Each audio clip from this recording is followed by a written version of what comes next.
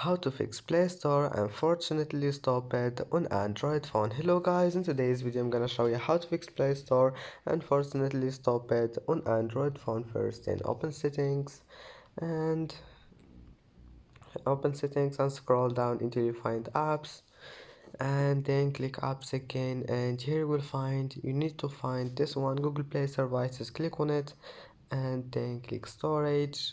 Now click clear cache and go back to permissions, and you need to allow all of those here, and then go back to Google Play Store and then click force stop, and then go to storage, clear cache, and go to permissions.